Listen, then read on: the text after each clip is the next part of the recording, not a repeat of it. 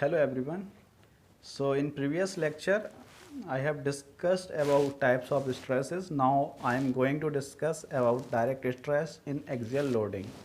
Okay, so direct stress क्या होते हैं? स्ट्रेस along the लोड, अगर जो लोड अप्लाई किया उसके along जो स्ट्रेस जनरेट होते हैं उनको हम बोलते हैं डायरेक्ट स्ट्रेस.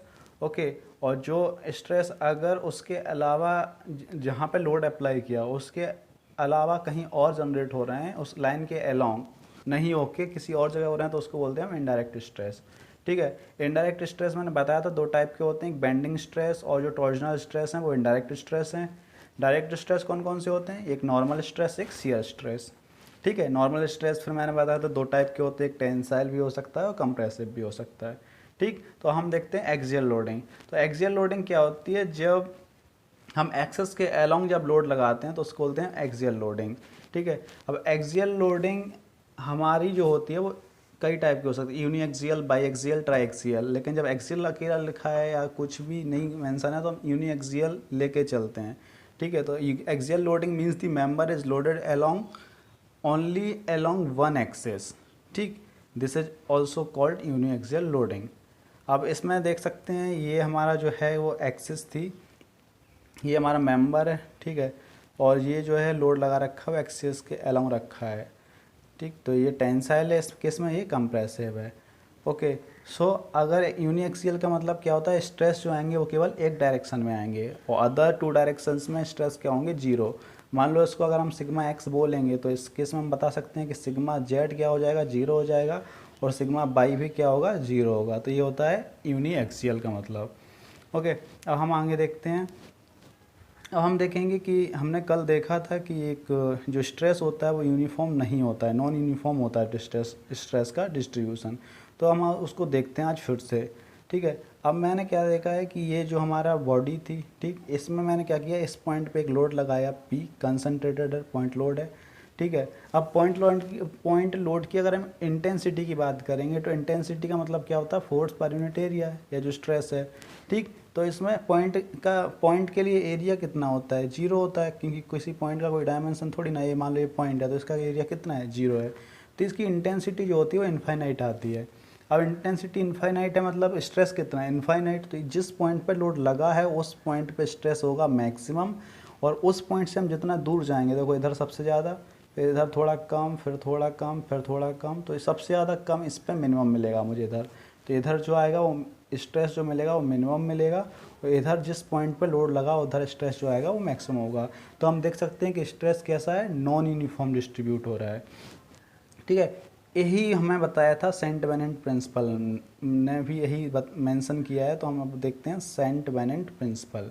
ठीक, आप सेंट बेनेट प्रिंसिपल की हम बात करते हैं तो फिर से मैंने एक बार लिया है, कोई रेक्टेंगुलर बार है. ठीक, इसमें मैंने क्या किया? लोडिंग की है, ये मान लो लोड. ठीक, अब मैंने क्या किया है कि इसके दो प्लेन कंसिडर किया है, एक तो बिल्कुल लोडिंग प्लेन के जस्ट पास में और एक दूर. तो अगर जो पास वाला प्लेन होता है तो इधर हम देखते हैं कि यहाँ पे जो स्ट्रेस होते हैं वो नॉन यूनिफॉर्मली डिस्ट्रीब्यूट होते हैं, और जितना हम लोडिंग प्लेन से जितना दूर जाएंगे उधर डिस्ट्रीब्यूशन जो होता है उतना यूनिफॉर्मली होता चला जाता है.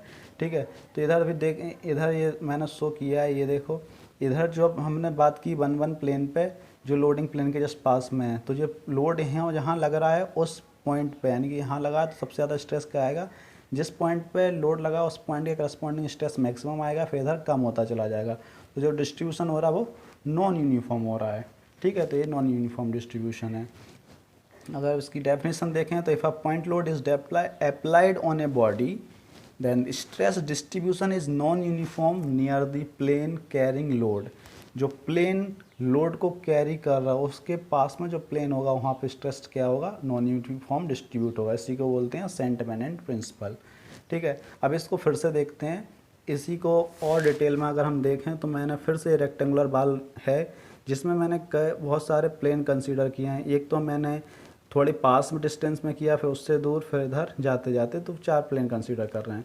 तो जब हम सेक्शन 1-1 पे आते हैं तो मैं मान लो ये उसका क्रॉस सेक्शन है जो रेक्टेंगुलर बार, तो बिड्थ उसकी बी है और थिकनेस क्या है? टी है. तो अगर हम ये जो मैंने ये पहला सेक्शन लिया है 1-1, इसको मैंने ले रखा है B/4 डिस्टेंस पे, यानी कि बिड्थ का 4 टाइम्स. ये एक्सपेरिमेंटल डाटा है. ओके, फिर दूसरा हम सेक्शन कंसीडर करेंगे वो b/2 पे करेंगे, तीसरा करेंगे हम b डिस्टेंस पे और चौथा हम करेंगे 3b/2 पे। तो जब हमने इस सेक्शन पे देखा फिर से, अब हमने 1 को कंसीडर किया तो मैंने यहाँ पे फिर से देखा कि जो लोड के करस्पॉन्डिंग जो स्ट्रेस मिलेगा वो मैक्सिमम मिलेगा, फिर थोड़ा कम होता चला जाएगा, यानी कि जो स्ट्रेस मिलेगा फिर से नॉन यूनिफॉर्म मिलेगा। ऐसे b/2 पे देखेंगे फिर भी यूनिफॉर्म है, नॉन यूनिफॉर्म है, इधर भी नॉन यूनिफॉर्म है।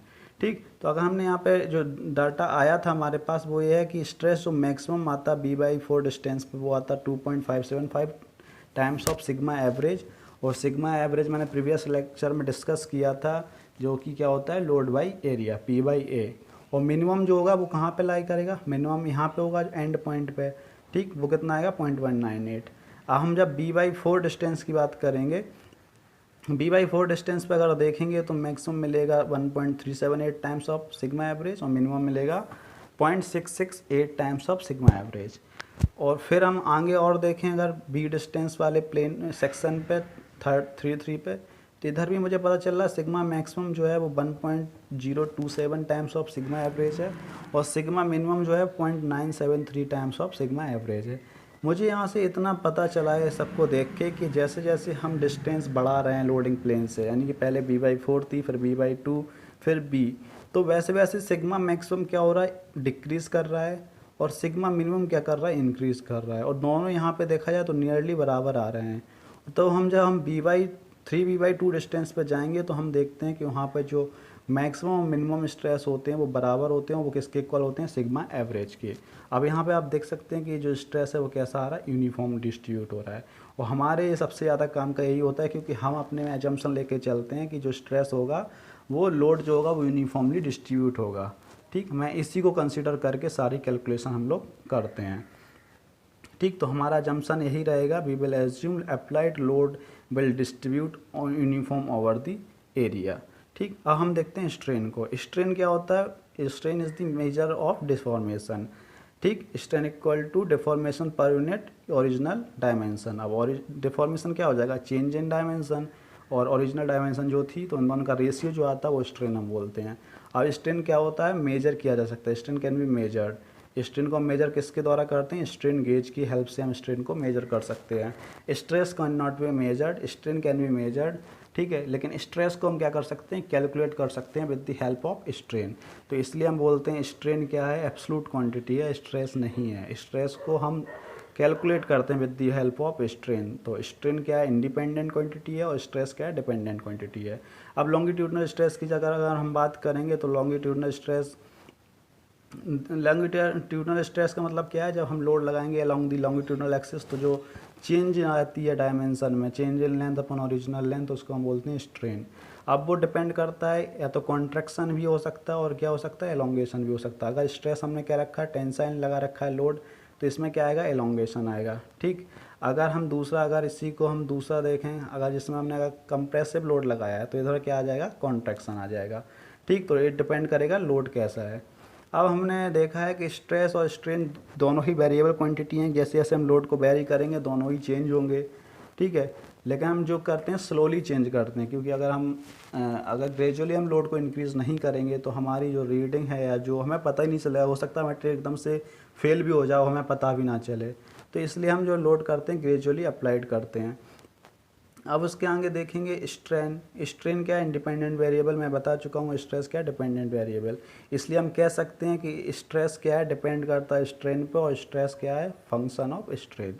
ठीक, ये इम्पोर्टेंट है, इसी से अभी क्योंकि इसमें कन्फ्यूजन रहता है जब हम स्ट्रेस स्ट्रेन डायग्राम ड्रॉ करते हैं तो स्ट्रेस क्या लेना होता है हमें इस एक्सेस पे वाई एक्सेस पे लेते हैं और इधर क्या लेते हैं हम स्ट्रेन, क्योंकि इधर जो आता है इंडिपेंडेंट वेरिएबल आता है, इधर क्या आता है डिपेंडेंट वेरिएबल आता है। ओके, अब